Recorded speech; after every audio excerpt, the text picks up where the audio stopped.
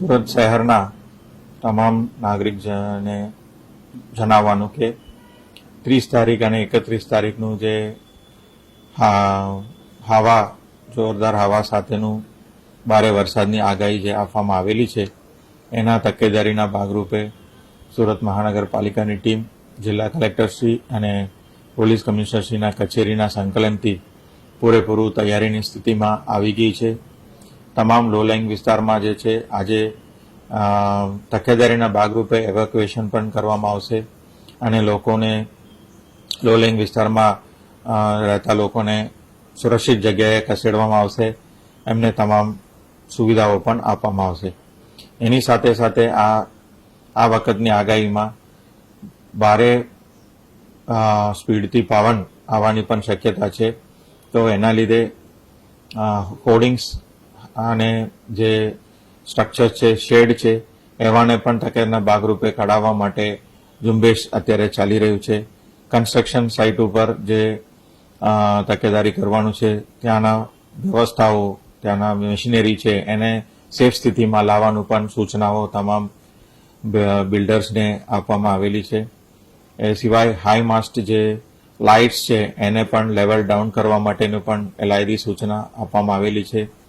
SDRF અને એનડીઆરએફની teams પણ તૈનાત છે અને આજે બપોર પછી તમામ જે ટીમ્સ છે એમને ફોરવર્ડ ડિપ્લોયમેન્ટ પોઝિશનમાં પણ પહોંચી જશે.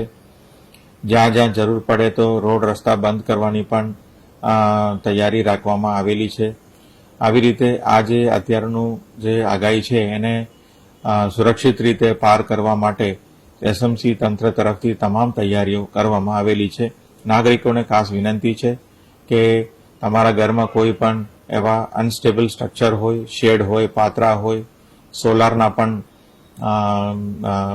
પેનલ લાગેલા હોય એને સુરક્ષિત સ્થિતિએ લાવવા માટે ખાસ તમામને અનુરોધ કરું છું.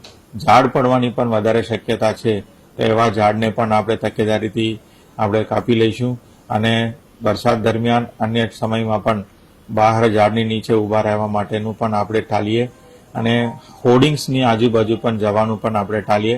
તમામ હોર્ડિંગ્સનું સ્ટ્રક્ચરલ સ્ટ્રેન્થ પણ આપણે ચેક કરી રહ્યા છે. તેમ છતાં તકેદારીના ભાગરૂપે તમામ નાગરિકોને સાવચેતી રાખવા માટે ખાસ વિનંતી કરું છું અને તમારા સહકાર માટે, તમારા સપોર્ટ માટે ટીમ એસએમસી કટિબદ્ધ છે. આજે 30 તારીખ બપોર પછીથી માંડીને 31 તારીખ આખો દિવસ રાત સુધી પણ આમાં આગાહી છે. તો 1 તારીખના સવાર સુધી આપણે એક તકેદારી રાખવાની ખૂબ જરૂર છે. અત્યારે જે ડીપ ડિપ્રેશન જે આવી રહ્યું છે બે ઓફ બેંગાલ તરફથી એ હજી સુધી આપણે બાજુમાં નજીક પહોંચ્યું નથી. એનું વલણ કેવું છે, કઈ દિશામાં આગળ વધે છે એનું પણ દર કલાકે, દર અડધા કલાકે પણ અમે મોનિટરિંગ કરી રહ્યા છીએ અને હવામાન વિભાગ સાથે અને સ્ટેટ એમરજન્સી ઓપરેશન સેન્ટર સાથે સંકલનમાં કામગીરી ચાલુ છે.